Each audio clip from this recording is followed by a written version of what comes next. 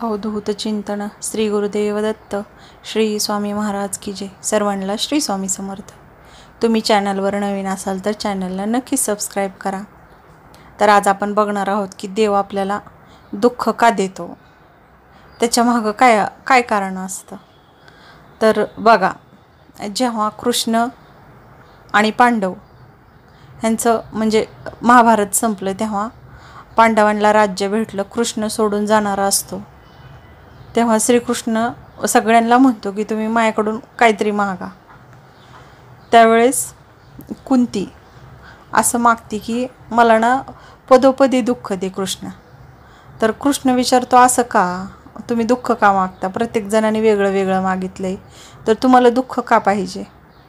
तर ती म्हटले जेव्हा आम्ही वनात होतो किंवा आम्ही वनवासामध्ये होतो तेव्हा तो आमच्याबरोबर होता, आणि आत्ता जेव्हा आम्हाला राज्य भेटलंय, सुख भेटलंय, आनंद भेटलाय, तेव्हा तो आम्हाला सोडून चाललास म्हणे। मग तू दुःखच दे, म्हणजे त्या दुःखाच्या क्षणी किंवा त्या दुःखाच्या वेळेस तू आमच्याबरोबर असतोस, देव आमच्याबरोबर असतो, आणि सुखाच्या क्षणी देव कुठंतरी पाठीमागं सुटतो। त्यामुळे मला पदोपदी दुःख दे, जेणेकरून मला तुझा विसर पडणार नाही, मला तुझी आठवण राहीन, मला तुझं चिंतन राहीन, मनन राहीन। तर त्यामुळं ना आपल्याला असं वाटतं की दुःखात नाही मी एकटाच आहे, आणि सुखात हे असं आहेत, हे तसं आहेत, हे लोक आहेत, तसे नाही। तुमच्या दुःखात कोणीही सोबती नसू देत, पण परमेश्वर, स्वामी महाराज, कृष्ण, कोणीही माना तुम्ही, ते तुमच्याबरोबर असतात। पण जेव्हा तुम्ही सुखात असताना तेव्हा तुम्ही त्यांना विसरता, आणि दुःखात ते तुमच्याबरोबर असतात आणि सुखात नसतात। म्हणून कुंती माता म्हणते की मला तू दुःख दे, जेणेकरून तू माझ्याबरोबर राहशील। हा माझा ह्यात दुःखामध्ये पण माझा स्वार्थ आहे की परमेश्वर माझ्याबरोबर आहे। जसं तुम्ही सुख म्हणजे नाही का, खूप श्रीमंत होत जातात, जी श्रीमंत खूप लोक आहेत, असं नाही म्हणत सगळेच, पण बहुतांशी तर आहेत, त्यांना सुख समाधान आनंद नाही आहे। आणि साध्या झोपडीमध्ये राहणारे लोक सुख समाधानी आनंदी, त्यांना झोपीची गोळी लागत नाही, काही नाही, संध्याकाळी झोपलं सकाळच्याला त्यांना ऑटोमॅटिक म्हणजे जाग येत नाही, एवढी गाढ झोपतात ते। आणि काही काही लोक असे की झोपेच्या गोळ्या खाऊन पण झोप लागत नाही त्यांना।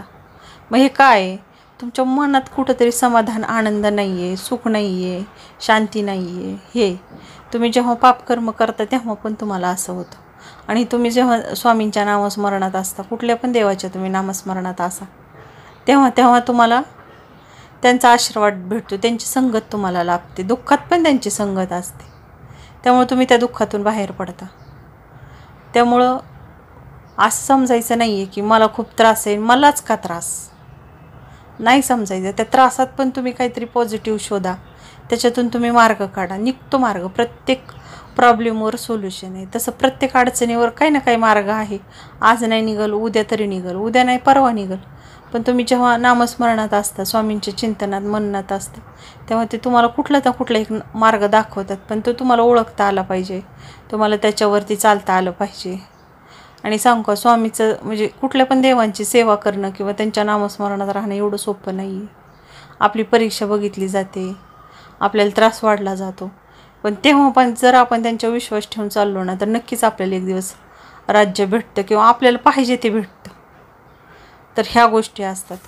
त्यामुळं श्रीकृष्णाला जेव्हा कुंती मागते ना, तेव्हा कृष्णाला सुद्धा म्हणजे हेवा वाटतो की नाही का, असं मागते का मागते, तर मी तिच्याबरोबर राहावं। मग असे भक्त कोणाला आवडत नाहीत, आपल्यावर असं निस्सीम प्रेम करणार। तसं आपण स्वामींवर निस्सीम प्रेम करावं। अक्षरशः त्यांनी काहीही देऊ देत आपल्याला, सुख देऊ, दुःख देऊ, अडचणी देऊ, तरी पण समजायचं आपण त्यांना आठवण करतोय ना, मग ते आपल्याबरोबरच आहेत, असं हमेशा समजायचं। आणि बघा, हे तुम्हाला जमलं ना, तुम्ही आयुष्यात कधीच दुःखी होणार नाही। तुम्हाला प्रत्येक दुःखावर पण मार्ग सापडेल, आणि प्रत्येक अडचणीतून पण तुम्हाला मार्ग निघेल।